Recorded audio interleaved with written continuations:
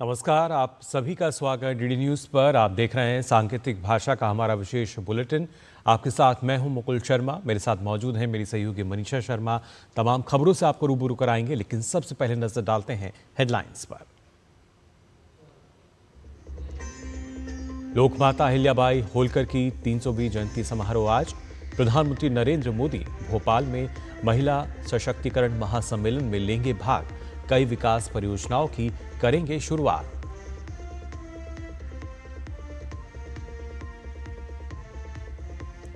विदेशों में पाकिस्तान के खिलाफ भारत की कूटनीतिक जीत।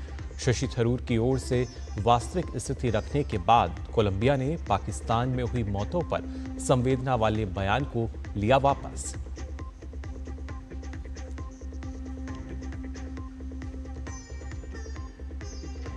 पाकिस्तान से सटे सीमावर्ती राज्यों में आज ऑपरेशन शील्ड के तहत होगी मॉक ड्रिल। केंद्रीय गृह मंत्रालय के निर्देश पर परखी जाएगी सुरक्षा व्यवस्था।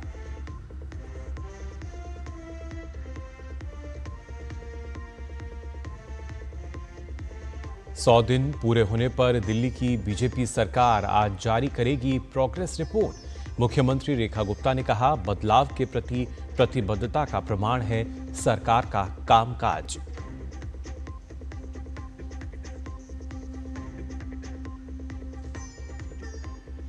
और अमेरिका में विदेशी स्टील के आयात पर दोगुना टैरिफ लगाएंगे ट्रंप।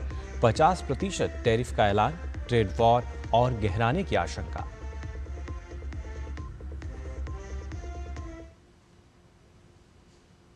और आइए अब खबरें देखते हैं विस्तार से। आपको बता दें, लोकमाता कहलाने वाली अहिल्याबाई होलकर की 300वीं जयंती पर आज मध्य प्रदेश में बहुत बड़ा आयोजन होने जा रहा है। राजधानी भोपाल में महिला सशक्तिकरण महासम्मेलन आज होगा, जिसमें प्रधानमंत्री नरेंद्र मोदी शामिल होंगे। इस दौरान स्मारक सिक्का और डाक टिकट जारी किए जाएंगे। प्रधानमंत्री इंदौर मेट्रो, सतना और दतिया एयरपोर्ट का वर्चुअल लोकार्पण भी करेंगे। भोपाल से ही प्रधानमंत्री उज्जैन में शिप्रा नदी पर घाट निर्माण का वर्चुअल भूमि पूजन भी करेंगे। कार्यक्रम में 2 लाख महिलाओं के शामिल होने की उम्मीद है।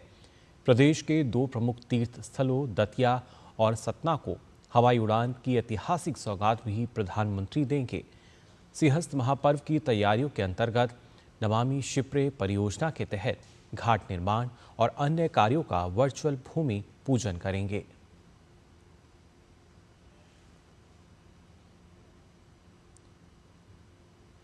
ऑपरेशन सिंदूर आउटरीच मिशन के तहत भारत के सभी सर्वदलीय प्रतिनिधिमंडल को कूटनीतिक तौर पर काफी सफलता मिल रही है। बात करें कोलंबिया की, जहां शशि थरूर के नेतृत्व वाले डेलीगेशन ने बोगोटा में कोलंबिया की उप विदेश मंत्री योलांडा विलावेसिनियो से मुलाकात की। और इसमें बड़ी खबर यह है कि शशि थरूर के एतराज़ के बाद कोलंबिया ने आधिकारिक तौर पर अपना पहले का जो बयान था उसको वापस ले लिया है, जिसमें उसने भारतीय हमलों के बाद पाकिस्तान में हुई मौतों पर संवेदना व्यक्त की थी। इससे पहले सर्वदलीय प्रतिनिधिमंडल का नेतृत्व कर रहे शशि थरूर ने चिंता जताते हुए कहा था, हम कोलंबिया सरकार की प्रतिक्रिया से थोड़ा निराश हैं। भारत के सर्वदलीय प्रतिनिधिमंडल से मुलाकात के बाद कोलंबिया की उप विदेश मंत्री योलांडा विलावेसिनिया ने कहा, हमें पूरा विश्वास है कि आज हमें जो स्पष्टीकरण मिला है और वास्तविक स्थिति, संघर्ष और कश्मीर में जो कुछ हुआ उसके बारे में अब हमारे पास जो विस्तृत जानकारी है उसके आधार पर हम बातचीत जारी रख सकते हैं।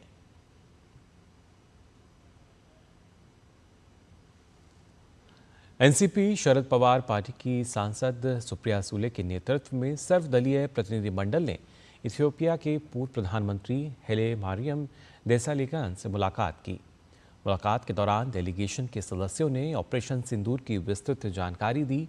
साथ ही सीमा पार आतंकवाद के खिलाफ भारत का क्या रुख है इसे भी स्पष्ट किया। देसालेगान ने मुलाकात के बाद सुप्रिया सूले ने कहा कि आतंकवाद के उन्मूलन की इस यात्रा में इथियोपिया भारत के साथ मजबूती से खड़ा है।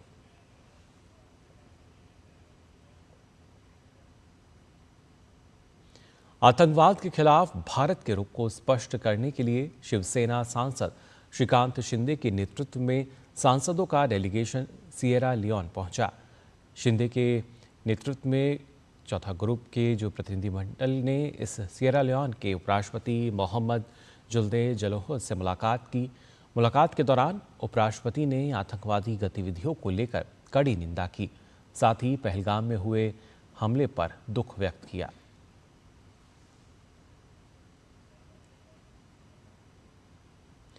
केंद्रीय गृह मंत्रालय के निर्देश पर पाकिस्तान से सटे सीमावर्ती राज्यों में आज ऑपरेशन शील्ड के तहत मॉक ड्रिल आयोजित की जाएगी।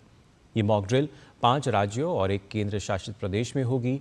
इनमें जम्मू कश्मीर, पंजाब, राजस्थान, गुजरात, हरियाणा और चंडीगढ़ शामिल हैं। इस दौरान हवाई हमलों और ड्रोन हमलों से निपटने की तैयारी जांची जाएगी। इसका उद्देश्य नियंत्रण रेखा के पास स्थित क्षेत्रों में सुरक्षा को लेकर तैयारी और जागरूकता बढ़ाना है। जिन सीमावर्ती क्षेत्रों में मॉक ड्रिल होगी, उनमें बताया जाएगा कि गोलाबारी होने की सूरत में लोगों को कैसे सुरक्षित स्थान और अस्पताल पहुंचना है। सभी लोगों को सायरन बजते ही inverter light, solar light, torch, mobile light और वाहनों की लाइट बंद करने की सलाह दी गई है। सभी दरवाजे और खिड़कियों के आगे पर्दे रखने की सलाह दी गई है ताकि किसी भी तरह की रोशनी बाहर ना जाए।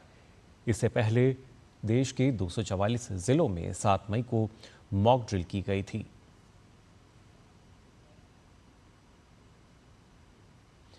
दिल्ली की रेखा गुप्ता सरकार आज अपने 100 दिन के कामकाज की रिपोर्ट पेश करेगी।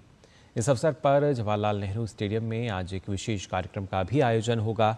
इस दौरान सरकार की प्रमुख उपलब्धियों, कल्याणकारी योजनाओं और 100 दिनों की कार्य योजना का विस्तृत विवरण पेश किया जाएगा।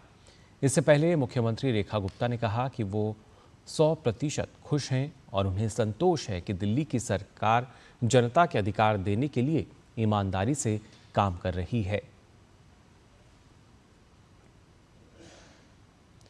पश्चिम जिले में पुलिस ने बड़ी कार्रवाई करते हुए भारत में अवैध रूप से रह रहे 30 बांग्लादेशी घुसपैठियों को दिल्ली के भारत नगर इलाके से गिरफ्तार किया है।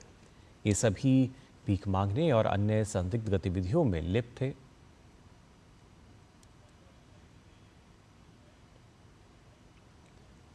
अमेरिकी राष्ट्रपति डोनाल्ड ट्रंप ने विदेशी इस्पात आयात पर टैरिफ को दोगुना करने की योजना की घोषणा की है, जिससे टैरिफ की दर मौजूदा 25% से बढ़कर 50% हो जाएगी। उन्होंने कहा कि इस टैरिफ का उद्देश्य अमेरिकी इस्पात उद्योग को बढ़ावा देना है।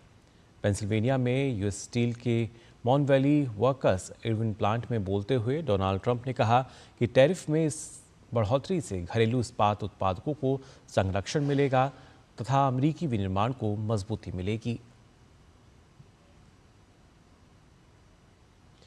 यूपीआई ने भारत के डिजिटल पेमेंट सिस्टम में अपना दबदबा मजबूत किया हुआ है।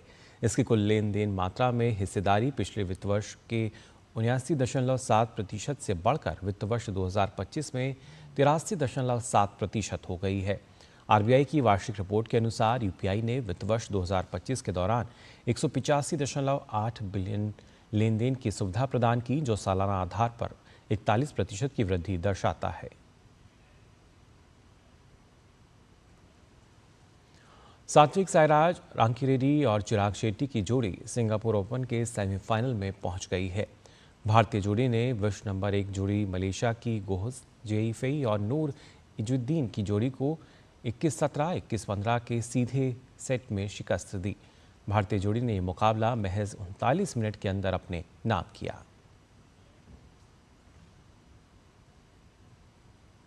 भारतीय एथलीट गुलवीर सिंह ने एशियाई एथलेटिक्स चैंपियनशिप में अपना दूसरा स्वर्ण पदक जीत लिया है।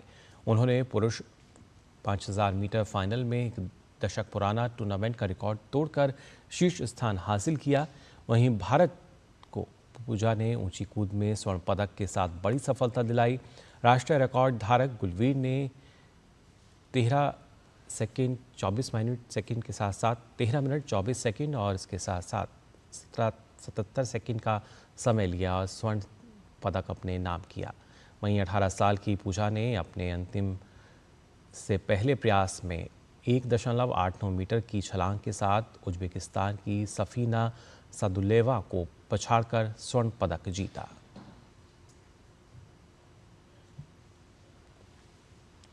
तो फिलहाल के लिए सांकेतिक भाषा के इस विशेष बुलेटिन में बस इतना ही। मुझे और मेरी सहयोगी को दीजिए अनुमति। नमस्कार।